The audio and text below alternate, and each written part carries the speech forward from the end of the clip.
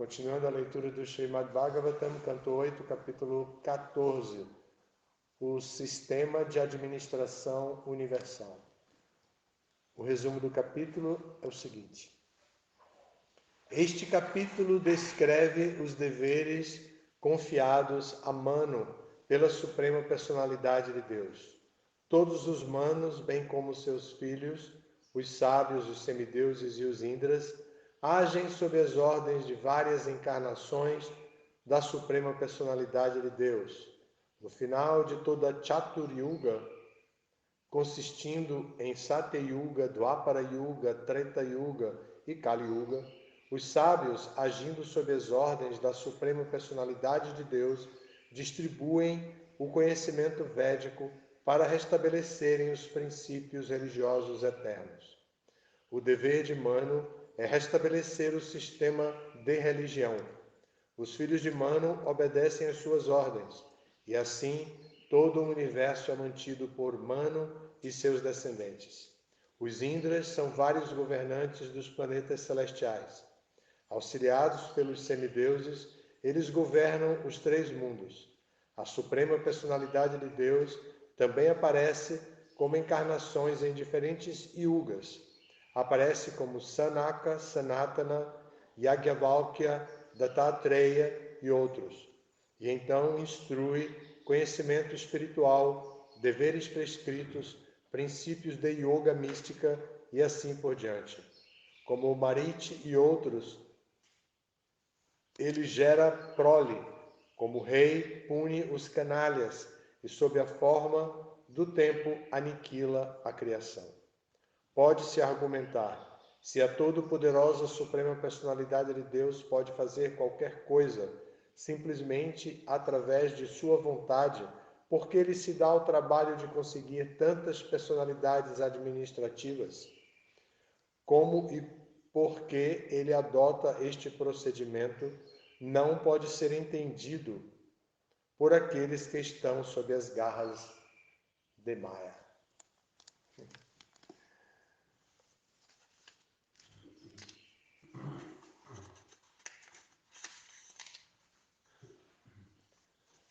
Então, este capítulo 14 tem 11 versos.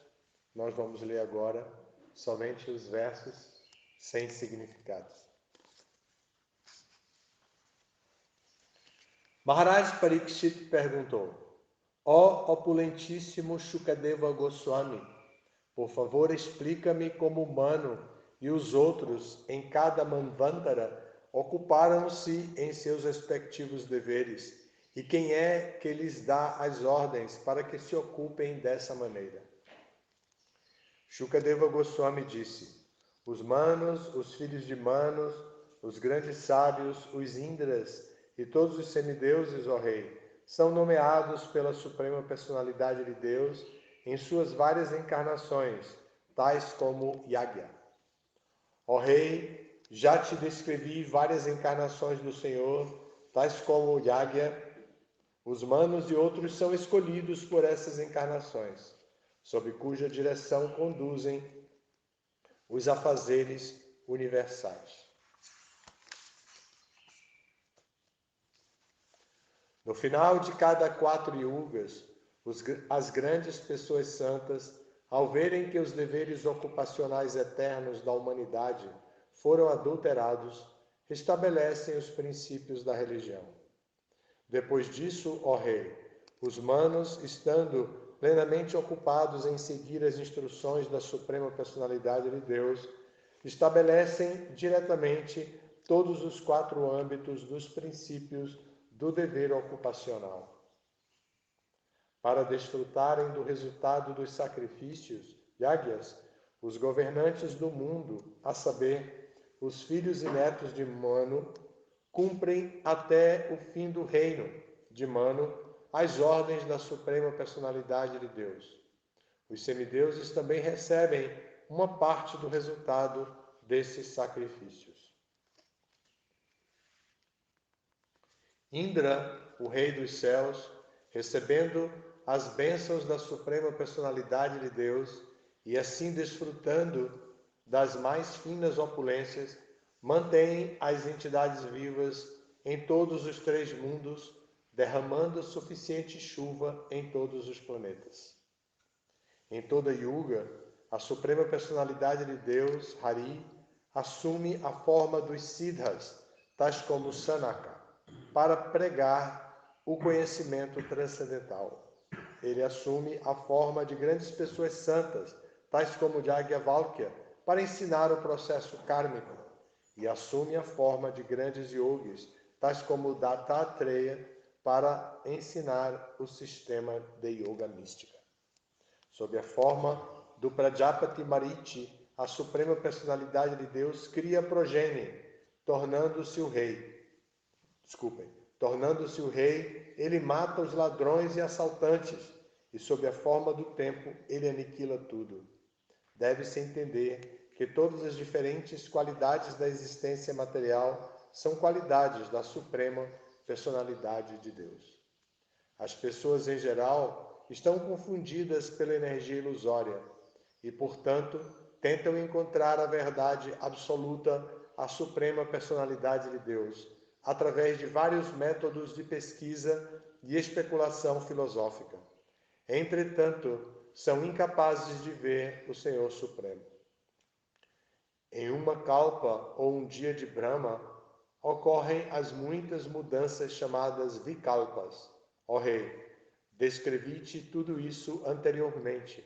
Os sábios eruditos que conhecem o passado, o presente e o futuro determinaram que um dia de Brahma contém 14 manos. Neste ponto encerram-se os significados Bhaktivedanta do 8º canto, 14º capítulo do Srimad Bhagavatam, intitulado O Sistema de Administração Universal.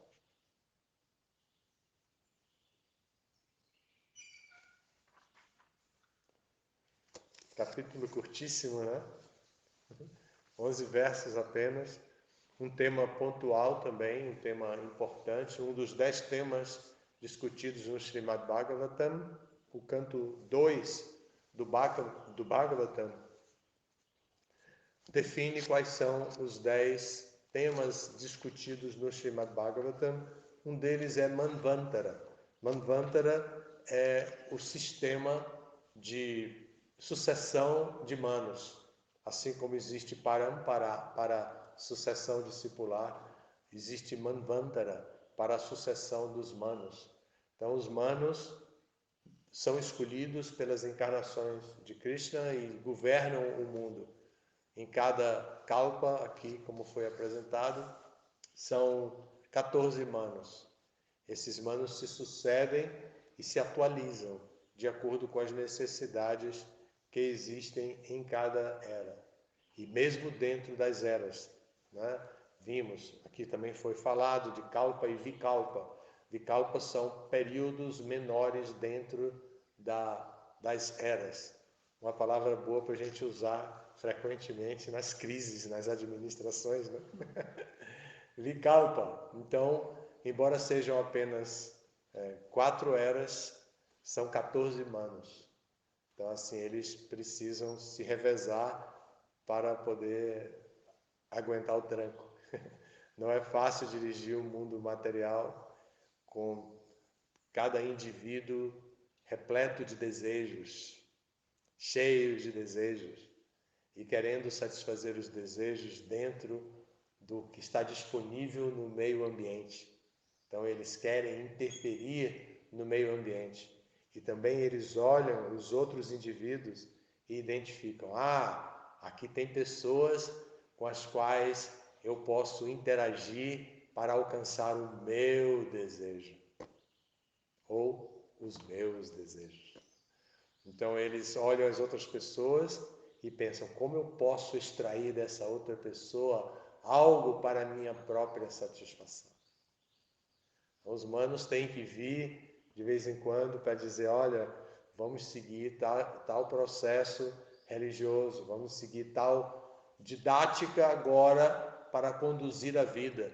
E aqueles que são mais sensíveis, aqueles e aquelas que são mais sensíveis, então se tocam e retraem os sentidos, se concentram a sua mente dominam a sua mente, educam sua inteligência, alinham todas as estruturas da ação, como inteligência, mente, sentidos e o meio ambiente, e então permite que a alma espiritual que habita o corpo predomine e aproveite todas essas estruturas para vivenciar uma experiência espiritual.